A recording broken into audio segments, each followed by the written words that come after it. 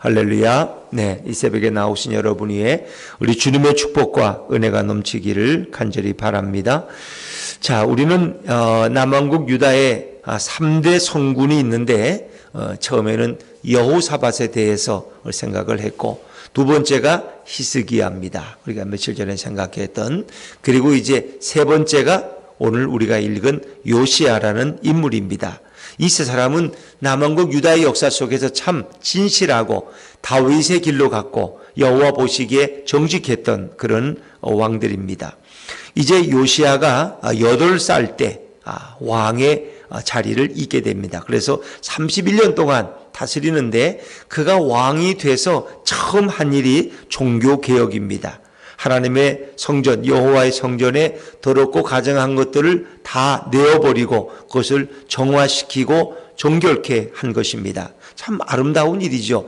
8살 때 왕이 됐는데 그가 하나님을 사모했고 하나님의 말씀을 귀담아 듣는 그런 왕이었습니다. 근데 이제 우리가 하나 좀 이 상황을 좀 보면은, 자, 요시야 앞에 왕이 누굽니까? 아버지가 아몬 왕입니다. 아몬의 앞에는 누가입니까? 왕이 므낫세입니다. 근데 할아버지도 그렇게 바람직하지는 못했고 아버지 아몬은 할아버지보다 더 악했어요. 므낫세보다 더 악하고 교만하고 2년 동안 통치를 했지만 그는 아주 악한 왕이었어요. 근데 거기에 비하면 할아버지 므낫세는 좀 나았어. 왜? 초반에는 잘못 나갔지만 나중에는 깨닫고 회개하고 돌아와서 그는 선한 왕이 되려고 그러고 우상들을 버리고 하나님 앞에 예배를 드렸던 그런 왕이 이 므낫세라는 왕이에요. 그래서 할아버지의 영향을 받았으면 너무 좋았는데 할아버지 영향을 받기에는 그 나이가 너무 어려요. 그리고 이제 아몬이 왕이 된 이후에 그는 2년 만에 반역에 의해서 살해당하고 맙니다. 그러니까 아버지의 영향도 그렇게 많이 받지 못했고 8살에 왕이 됐다. 어린애가 뭐 얼마나 많은 영향을 받았겠어요. 그러면 어떻게 요시야라는 인물이 이렇게 훌륭한 성군이 되었을까? 아버지의 영향도 별로 악한 영향도 받지 않고 할아버지의 영향도 그렇게 받지 않았는데 아마 그의 주위에는 믿음의 사람이 있었을 것이다. 특별히 아마 그 신하 중에는 므낫세가 이렇게 잘못 나가다가 결국 나중에 회개하고 돌아와서 하나님 앞에 바른 왕이 됐던 것을 목도하고 그때 함께 회개했던 그 신하들 중에 아마 훌륭한 신앙의 인물들이 주위에 있었던 것 같아요. 아몬은 2년밖에 왕을 못했으니까 주로 므낫세 옆에서 그를 모셨던 왕들이 아마 요시야도 보좌했을 거예요. 그래서 므낫세가 그 후반기에 회개하고 돌아와서 거듭나서 하나님의 사람이 되고 다시 우상들을 다 버리고 성전을 정결케 하고 하나님 앞에 감사제와 화목제를 드릴 때에 그 므낫세의 모습을 봤던 그런 신하들이 주위에 있다는 거예요. 그들이 요시야를 잘 보필했다는 거죠. 특별히 요시야 시대와 겹치는 예언자가 있는데 그가 에레미야입니다. 눈물의 예언자 에레미야는 그때부터 이미 다가올 심판을 예고했고 그리고 눈물로 백성들을 깨웠던 인물이 에레미야입니다. 그래서 그런 에레미야 선지자의 영향도 있었겠고 그의 주위에는 정말 믿음이 좋은 신하들이 어린 요시야를 보좌했을 것이다. 그래서 그는 하나님 앞에 정직하게 행했고 그리고 다윗의 길로 걸으며 좌우로 치우치지 아니했다. 자, 그런데 그가 본격적으로 성전을 정결케 한 것은 왕이 된 이후에 8년째, 즉위 8년. 그러면 그의 나이로 보면 16살 때 그는 여호와의 성전의 종교개혁을 시작하죠. 자, 우리 3절 말씀을 읽어볼까요? 3절입니다. 시작. 아직도 어렸을 때 곧 왕위에 있은 지 8년에 그의 조상 다윗의 하나님을 비로소 찾고 제12년에 유다와 예루살렘을 비로소 정결하게 하여 그 산당들과 아세라 목상들과 아로새긴 우상들과 부호 만든 우상들을 제거하여 버리매. 아직도 3절에 보니까 아직도 어렸을 때 곧 왕위에 있은 지 8년 아직도 16살이니까 아직도 어리죠. 16살이면 중학교 2학년 3학년인데 싸움이나 하고 다니고 그 부모 말 제일 안 들을 때가 그럴 때 아닙니까? 그런데 그는 아직 어렸을 그 16살 때 그의 조상 다윗의 하나님을 비로소 찾고 비로소 찾았다는 건 뭐예요? 그 전에는 찾지 않았다는 거예요. 근데 16살이 됐을 때 그는 비로소 하나님을 찾기 시작했다는 거예요. 비로소 16살이 되었을 때. 그러니까 그런 왕이 되어서도 좋은 믿음이 좋은 신하들의 영향을 하여서 그들의 가르침 가운데서 비로소 하나님을 바로 알고 여호와의 성전이 이렇게 더럽혀졌다는 것을 깊이 깨닫고 성전을 청결하게 하기 시작했다는 거죠.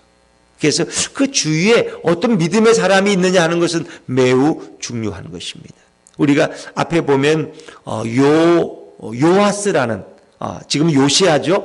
요아스라는 왕이 있었어요. 그도 어릴 때 아주 즉위했어요. 그런데 그가 그렇게 종교개혁을 하고 선한 왕으로 살 수 있었던 것은 그 옆에 여호야다라는 제사장이 그를 어릴 때부터 그를 키웠고 그리고 그의 길에 많은 신앙적 영향을 주었기 때문에 성경은 이렇게 기록해요. 여호야다가 옆에 있을 때는 그가 선한 왕이었지만 여호야다가 죽은 이후에는 그가 범죄하는 것을 볼 수 있습니다. 그러니까 어떤 믿음의 선한 영향을 받느냐는 매우 중요한 것입니다. 그래서 우리가 믿음의 공동체 속에 서로에게 아름다운 영향을 주는 것이 좋아요.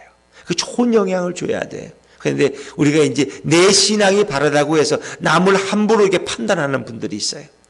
저 사람은 저렇게 하면 안 되는데, 저걸 한마디 해줘야 돼. 이렇게. 이 참, 어려워요. 그 자기 교만에 빠지기 쉬워요. 내 신앙은 바른데 남들은 잘못했다는 거예요. 그러면 남이 잘못해. 물론 뭐 조심스럽게 이렇게 권면할 수 있죠. 그러나 그를 위해서 먼저 기도하고. 정말 내 권면이 옳은가도 하나님 앞에 늘 물어봐야 돼. 제일 무서운 사람이 자기 신앙이 옳다고 생각하는 사람이에요. 나는 의롭고 나는 다 옳아. 근데 남들은 틀렸어. 그 남을 내가 바로잡아줄 사명이 있다고 생각하는 분들이 제일 어려워요. 그런 분들이 교회를 부지런히 다니면서 이 사람 저 사람 좀 눈에 거슬리는 사람들을 다 지적을 하고 설득을 해주고 바로 깨닫게 이러면서 상처를 주는 경우가 제일 많아요. 이제 그게 자칫하면은 바리새인과 율법사를 따라가는 거예요. 내 신앙이 옳다. 그래서 우리 하나님 앞에서 내가 늘 죄인이다. 내가 너무 부족하다. 주님 내가 아무것도 모릅니다. 예수님 내가 뭘 남을 어떻게 가르치겠습니까? 내가 말이 주일학교 교사지 내가 뭘 알아 가르칩니까? 주님이 저 아이들을 가르쳐 주십시오. 내가 구역장이고 속해 인도자고 내가 목장이지만 내가 뭘 알아서 목장입니까? 주님이 세워주셨으니까 이 사명 감당하는데 제 능력으로 못하니 주님 저를 가르쳐 주세요. 그리고 제가 말하지 않고 주님이 직접 말씀해 주세요. 이런 겸손함이 우리에 있어야 되는데 우리는 날 조금 알면은 이게 기고만장하고 교만할 때가 있어요. 남을 내가 가르쳐야 된다고 생각해요. 이게 참 잘못된 거예요. 그래서 우리는 늘 주님 앞에서 어린아이 같은 모습으로 마치 종이 주모의 손을 바라보는 마치 그 집에 어떤 짐승들이 주인의 손을 바라보는 것처럼 음식을 주는 그런 마음으로 늘 주님을 사모하는 겸손이 우리에게 필요하다 하는 것입니다.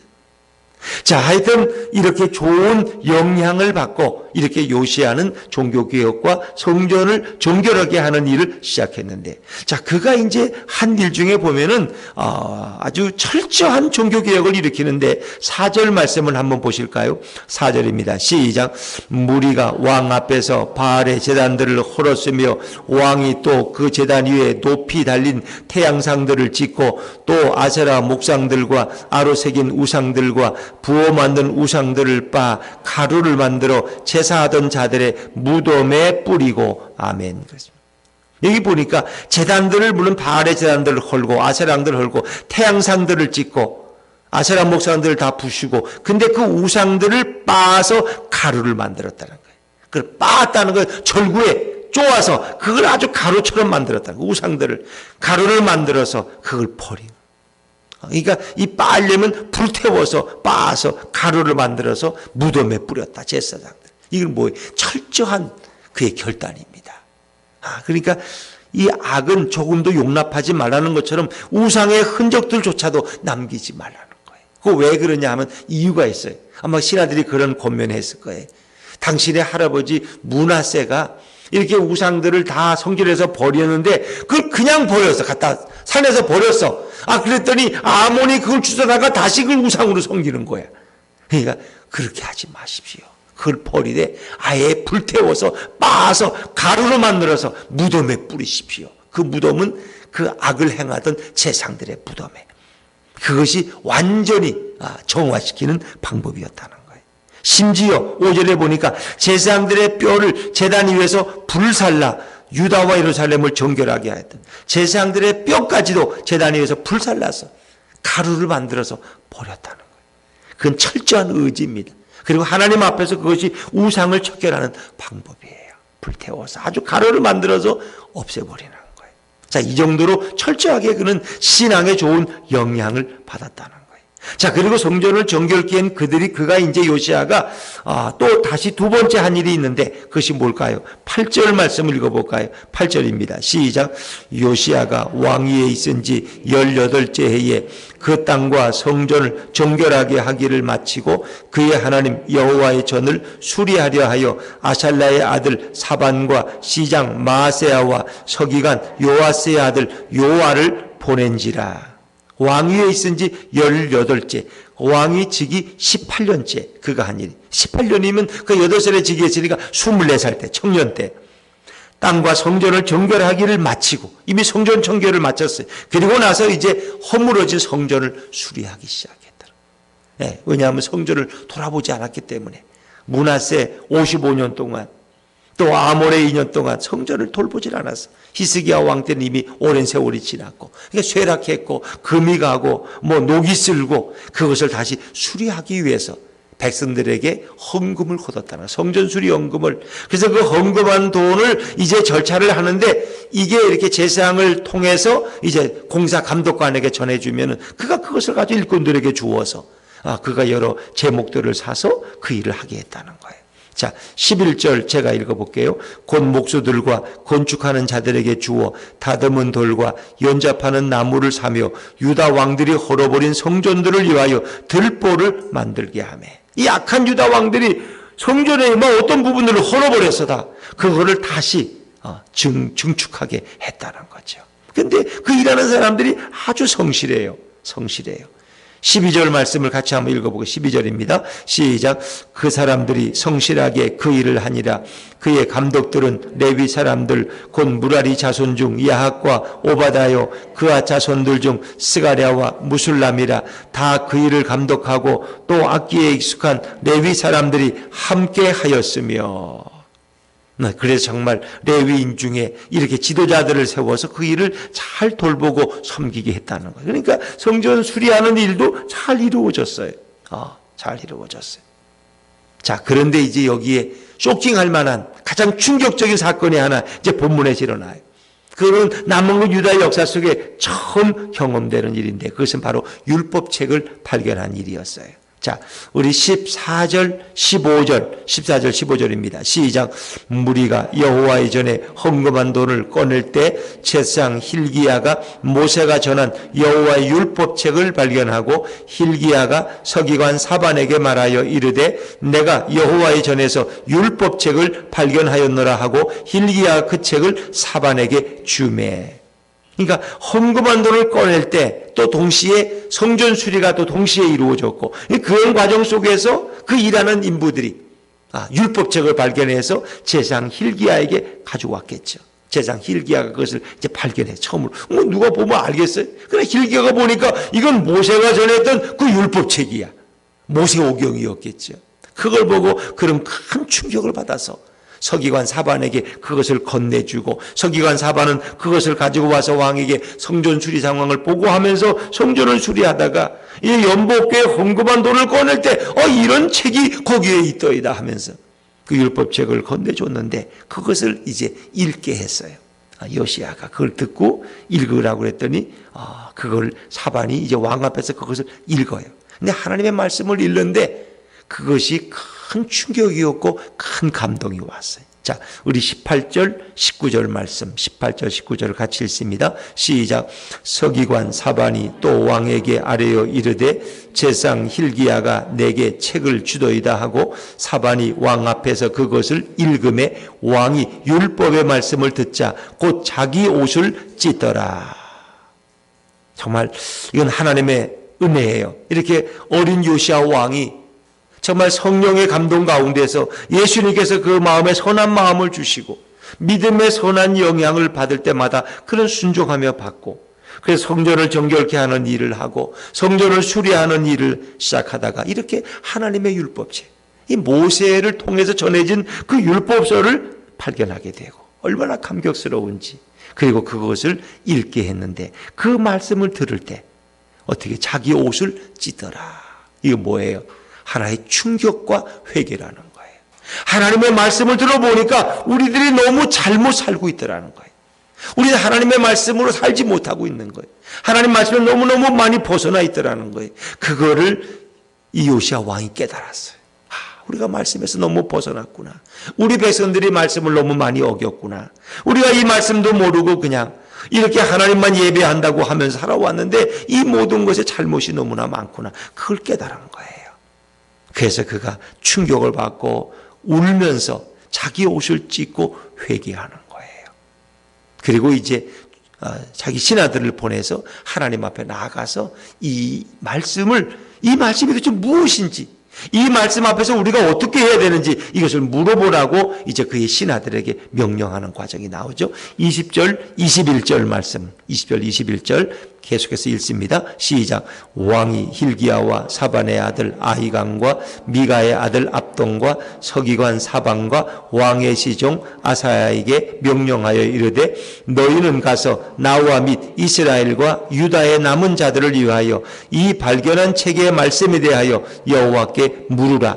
우리 조상들이 여호와의 말씀을 지키지 아니하고 이 책에 기록된 모든 것을 준행하지 아니하였으므로 여호와께서 우리에게 쏟으신 진노가 크도다 하니라. 아멘. 그런 역대 왕들이 그 하나님의 징계를 받은 것을 기억하겠어요. 전해 들었을 거예요. 그런데 이 말씀대로 우리가 행하지 않았다는 거예요. 이 책에 기록된 모든 것을 준행하지 아니했고 이 여호와의 말씀을 지키지 아니함으로 하나님의 진노가 우리 역사 속에 수없이 내렸다는 거예요.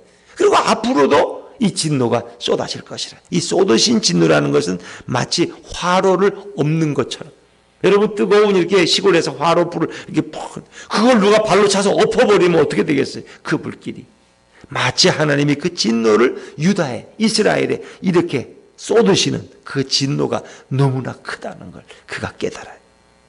그리고 그가 회개하는 거예요. 이 하나님의 말씀, 율법이라고 하는 것, 우리가 이제 구약에서는 이 율법서, 말씀, 성경 말씀을 캐논이라는 건 이 파피루스로 만든 이 똑바른 이렇게 자 같은 모습, 이 측량하는, 그리고 이렇게 올바른가를 재는 그 이제 캐논이라고 그러는데, 하나님의 말씀은 우리 삶이 바로 가고 있는지 그것을 이렇게 기준이 되는 거예요. 기준. 우리가 30cm 자는 똑바르잖아요. 야, 이게 바른가? 30cm 자를 재보면 알 수 있어요. 이 빗나가네. 이 측정해보고 내가 고등기를 갔는지 우리가 분별할 수가 있어요. 또 성경에 보면 측량줄이에요. 측량줄. 이 뭐예요? 다림줄.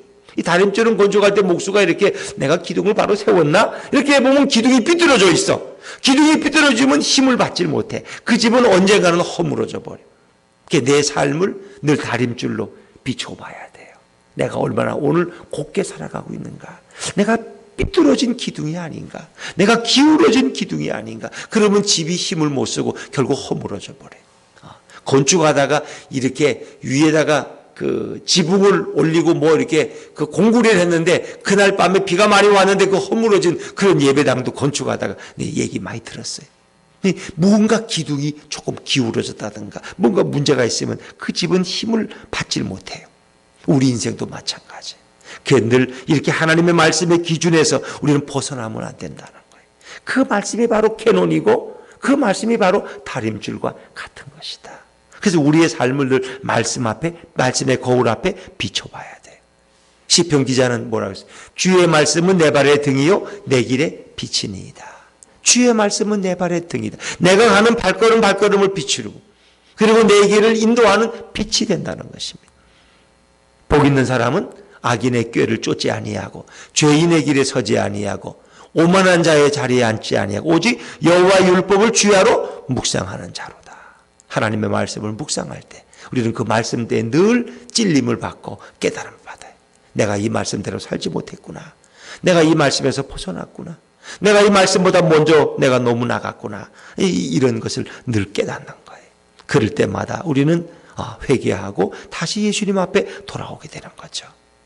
자, 하나님의 말씀을 발견함으로써 이제 이 하나님이 내리고자 했던 이 진노를 요시야 왕 시대에는 내리질 않아요. 그러나 그 진노를 거두기에는 이미 너무 늦었어. 왜? 므낫세나 아하스 왕 때 이미 계속 너무 썩고 문드러져서 이제는 돌이킬 수가 없게 되었어요. 그래서 결국 다가오는 바벨론의 침공과 예루살렘의 멸망은 막을 수 없지만 하나님이 요시야 시대에는 그런 일을 보지 않도록 하나님이 그 징계를 연기시켜 주셨다는 거죠. 연기시켜. 결국은 다가오는 왜? 그 악이, 이스라엘의 악이, 진노가 쌓이다 보면 결국은 허물어져. 우리 여기 놀이터에 가면 그 여름에 아이들이 막 놀 때 그 물통 큰 거 있죠? 물이 쏟아지면 그게 다 차면은 어떻게 해요? 뒤집어져요. 그러면 아이들이 거기서 시원하고 샤워해. 그게 뒤집어져. 그러니까 진노가 차고 있는 거예요. 그러니까 하나님의 진노가 차면은 결국 뭐예요? 결국 이게 뭐 코로나가 그냥 왔어요? 앞에 뭐가 왔어요? 앞에 몇 번 벌써 경험했죠, 우리가. 2000년대 와서. 그렇죠? 그렇지, 메르스, 그 안에 또 뭐죠, 또 그거? 사스. 그래, 듣지도 못했던 거 우리 다 경험했어. 사스에 김치가 또 유효하다 그러고, 메르스는 또. 그게 이미 이미 경고가 온 거야. 갑자기 온 게 아니에요. 그거는 그냥 몇 개월에 끝냈어. 중국만 사스가 심했고, 한국은 김치 먹어 괜찮다 그러고. 그러나 메르스 때문에 또 사람들이 좀 많이 죽고. 어렵게 나고. 그러나 그것도 빨리 끝났어. 또 에볼로라는 것도 그런 것도 한번 왔어. 또 조류 인플루엔자가 와서 계속 오리나 닭들이 또 죽어나가고, 또 짐승들이 죽어나가고, 돼지떼들이, 소떼들이. 그 계속 경고하시는 거야. 근데 인간들은 그걸 몰라. 그러니까 진노가 쌓여서 결국 이게 뒤집어지면은 이 코로나가 6개월이면 끝나겠지. 1년이면 끝나겠지. 아니, 지금 2년 지나면 끝날 것 같아요. 아무도 장담 못해. 또 변이 바이러스가 또 시작돼요. 이걸 어떻게 해? 그래서 우리는 하나님만 이것을 멈출 수 있다. 하나님만이 오늘도 부활하시고 살아계신 그 주님께서 얼마나 안타까운 눈으로 바라보고 계실까. 우리가 이 모든 진노를 멈추기 위해서는 분은 주님밖에 없다.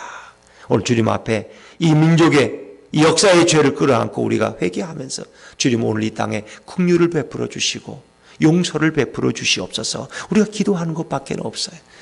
그것만이 이 코로나를 멈출 수 있는 길이에요. 오늘도 하나님이 역사의 주관자가 되시고 심판자 되심을 생각하면서 하나님이 허락하신 이 말씀, 우리에게 이 말씀이 있다는 게 얼마나 존귀한 일이에요. 우리 대한민국의 역사 속에 하나님의 말씀이 들어왔다는 건 얼마나 처음에 들어온 것은 서경종가 누가 이렇게 숨겨가지고 들어온 게 그저 복음서 몇 권이었어. 마태, 마가, 누가, 요한. 이거밖에 없어요. 그냥 마가복음인가 누가복음인가 제일 먼저 가지고 들어왔어요. 그것도 못 가지고 들어오게 해가지고 이렇게 노끈에다가 적어가지고 그걸 가지고 이렇게 묶으니까 그게 책이 아니니까. 근데 그걸 하나씩 풀어가지고 적어서 복사해서 책을 이렇게 해서. 그러나 이 땅에 하나님 말씀이 들어온 이후로부터 변화가 일어나고 회개가 일어나고 기도운동이 일어나고 하나님이 이 땅에 부흥을 주시고 하나님이 대한민국을 아름답게 사용하시잖아요. 다시 한번 이 땅에 회개의 역사와 다시금 제2의 부흥이 임해야 됩니다. 그러기 위해서 우리가 말씀으로 돌아가야 되겠고 예수님만을 바라봐야 될 줄로 믿습니다. 참으로 우리가 비록 부족하고 연약하지만 이 새벽을 찾아서 주님 앞에 나오는 여러분들이 그 엄청난 사명을 가지고 있다는 걸 생각하면서 나라와 민족의 죄악을 끌어안고 기도하면서 주님의 자비를 구하는 이 민족과 열방을 위해 중보 기도하는 저와 여러분이 될 수 있기를 주의 이름으로 축원합니다.